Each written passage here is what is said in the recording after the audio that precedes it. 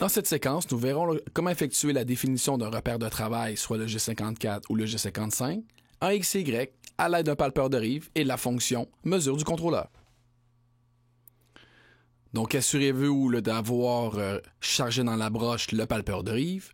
Assurez-vous d'avoir activé un mode de rotation S800M3 pour être en mesure d'être en mode d'opération manuelle, soit le mode volant, pour démarrer la broche.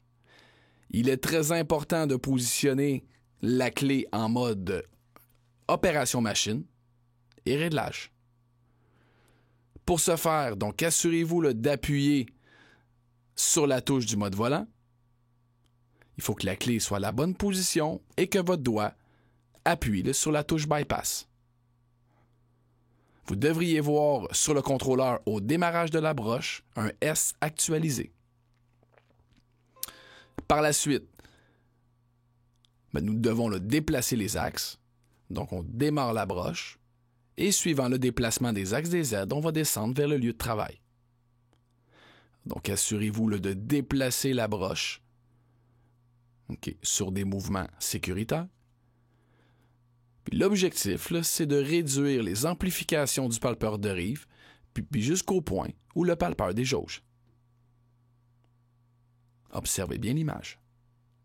Donc, on se dirige vers le coin de la mâchoire rigide. On commence par des déplacements à grande amplification, soit x100, donc chaque pulsation de la manivelle universelle correspond à un déplacement de 10 milliem sur l'axe sélectionné.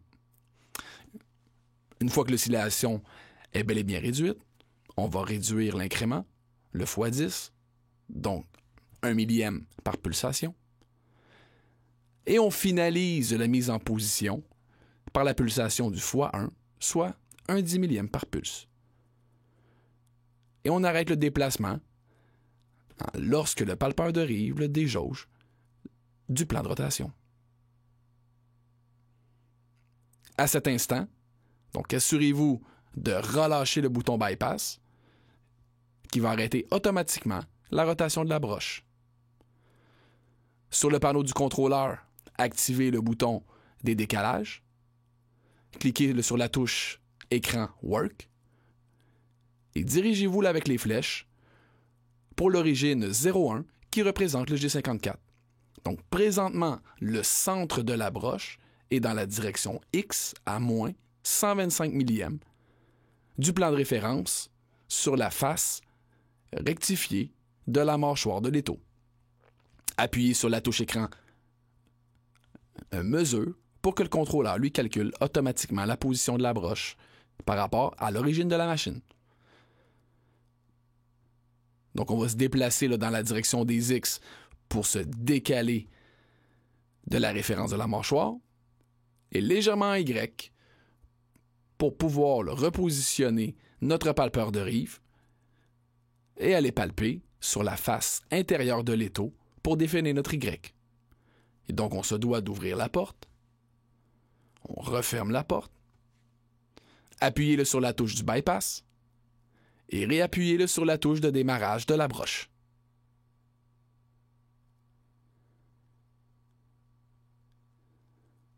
Toujours en mode volant.